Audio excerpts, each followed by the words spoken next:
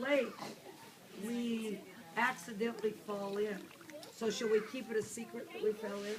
Or should we yell something? No, I don't think we should keep it a secret. I think we should yell. Help. Okay, so I'm going to say 1, 2, 3, and I want you to yell help as loud as you can. 1, 2, 3. It's not very loud. Let's do it again. 1, 2, 3. Help! Alexander, can you say help? Can I hear it? Say it. Oh, good. 1, 2, 3, help. All right, parents, this is called the silent death because they do not yell help. And the whole thing of when you see it in the movies and you see people with their arms up and they're yelling, help, help, that is a farce. Because anyone that is drowning, when they come up, they're trying to get air to breathe. And you cannot suck in air at the same time you yell help. So it's a very quiet, and for children it's called the silent death.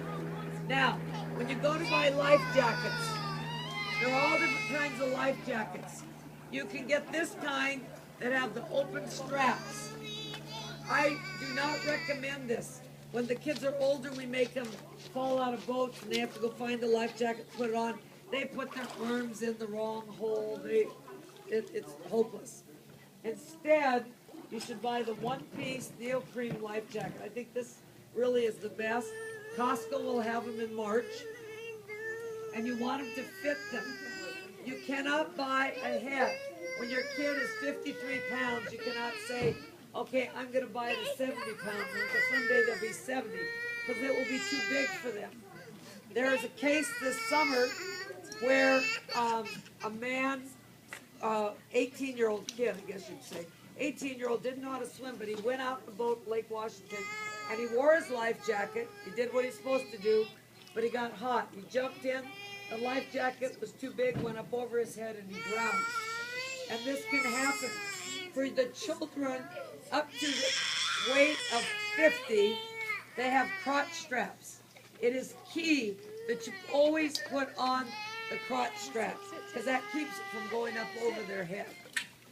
Stop putting crotch straps in at the weight of 50. I want to emphasize to you parents the importance of watching your kids. I know it's nice to go someplace and have a break and be able to know that there's a lifeguard and you can sit and text on your phone and read, etc. The only thing is that you have to remember the lifeguard is a teenager usually, and there are lots of people to watch, and they may miss your kid. And as a result, even though there's a lifeguard, something could happen. I've had 2 occasions where 2 of my kids who are 10 or 11 have actually pulled kids out of Lake Sammamish, and this is back when there were lifeguards there. I don't think they have lifeguards anymore, do they? I haven't been there this year. Has anyone been to Lake Sammamish? Anyway, they used to have lifeguards, and they pulled the kids out, and one mother was irate that her kid was so stupid to be drowning. I mean, they were under the water when the kids picked them up, because I teach my kids they cannot rescue kids. Because we go through the whole thing with the kids that way. And so she took the kid back to the mother, and the mother was irate that the kid was so stupid to have gotten in the water, fallen in the water. It was like a 3-year-old. And she tripped in the water, and she just went down, face down. If the kid is 2 years old, they will fall in. If they've never had swimming lessons, they will fall in, and they will not come up. Their eyes will look at you, wide open, but they can't come up. We've had some 2-year-olds that have been with us this year that did come up, and we got, one we got a lip out, and a couple we've got eyes out. But each time they come up, it's less and less, and that's the same for the older kids. It'll be less and less. So that you really have to watch them. When you guys go to your preschool end of the year parties, or when you go to a company party on the lake, that is the most dangerous, because everybody thinks everybody's watching the kids. And I had a mother I taught a number of years ago, went to a company party here on Lake Sammamish. She said to her husband, watch the 3-year-old. And the husband said he would, and the people he was talking to said, we'll all watch. She came back from changing the baby's diaper. The kid was nowhere to be found. So then they ended up swimming and looking. The child had gone out to the dock, fallen off the dock, hit their head, so it knocked him unconscious, but the child had drowned. But everybody was watching the kid. So you cannot count on everybody else. I mean, it's your kid, you're responsible. And, you know, I know it's nice to text and read, do all these other things, but, you know, you gotta watch your kids. A lot of kids think they know how to swim. CJ and I have parties here, and the kid says, I know how to swim. And we have, we do a swim test, and this one father was irate that we were making his son do it. And he says he does not need to do it. And I said, look, our insurance liability says he does it. And the kid, I could tell, wasn't excited. Well, when the kids, they only have to go to whip. When the kids jump as far as they can out, we know they're already in trouble. And the kid, CJ had his clothes on. We both had our clothes on. CJ went in with all his clothes on to rescue the kid. And I turned to the father and I said, he does not know how to swim.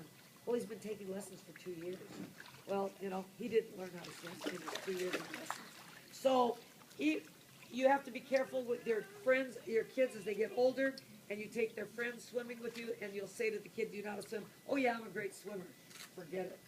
Yeah, they're not great. They're not great. You have to watch them just like you watch your own child.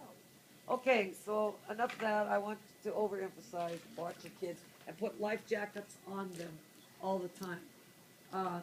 And I know from experience, his brother, we had a sailboat, went down the sailboat, and I always kept the jackets on the sailboat. And I reached down to pick up his little brother to put him on the sailboat, and he had, in the time I was reaching down, he had fallen between our sailboat and the dock, and he had Puget Sound at night. From that time on, we wore life jackets, starting in the car. So you can't be too overcautious. Okay, guys, we're gonna come down to the diving board. So can you all stand up? I know it's hard to stand up with those life jackets on. Some of your parents might have to lift them up. They have a hard time standing.